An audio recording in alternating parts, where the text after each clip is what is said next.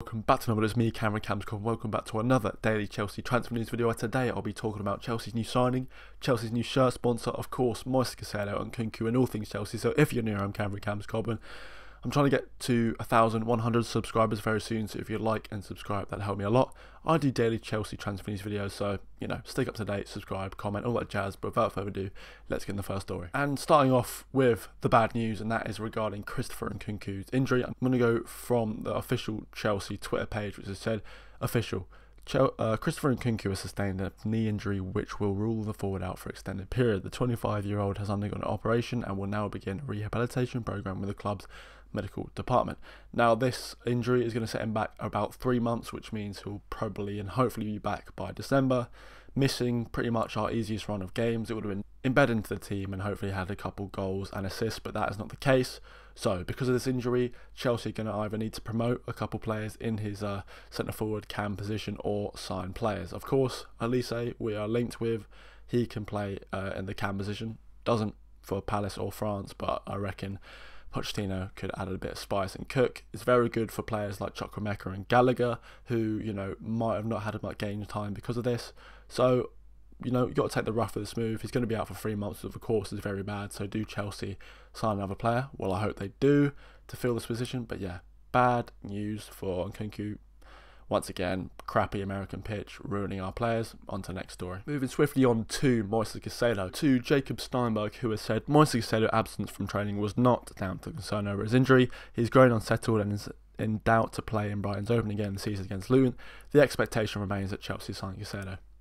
Well, yes, of course Brighton would say, yeah, he's injured, but no, he's trying to force a move to Chelsea. We have that pull. You'd rather join Chelsea with no European football than stay at Brighton, who do have European football. Finally, he's actually trying to push and do things himself. Of course, you know, we've been linked with him for ages. We know the personal terms have been agreed, but with players doing actions like this, missing out on training, not playing, it kind of forces their hand a bit. And of course, I believe more than ever that he will end the transfer window holding a Chelsea shirt. Will that be before Liverpool? I'm growing slightly more worried day by day because we know how Brighton are. They want their £100 million. I feel like Chelsea have too much pride to just give into it, but yeah.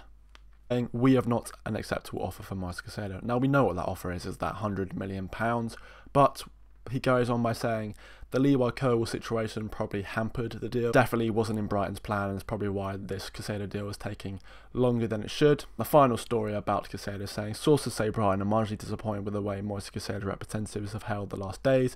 They, however, will not rule out a sale, but only if the fee meets their valuation. Well, I'm not too sure what they expected. Moises Caicedo is pretty much in prison. He'd been imprisoned. We know the deal by now. Chelsea fans know the deal. £100 million or nothing.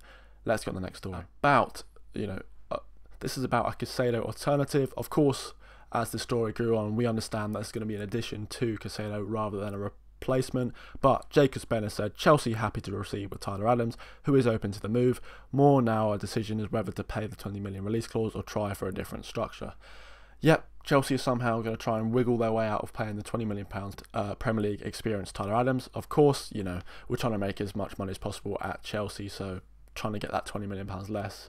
But realistically, I think we need a player before we play Liverpool. Of course, we know the talents of Tyler Adams. Very good at bringing the ball back and then passing it on to someone in the attack. That would mean Enzo Fernandez could be more freed up, put less stress on him defensively, and, you know, could ping balls around to help us attackingly.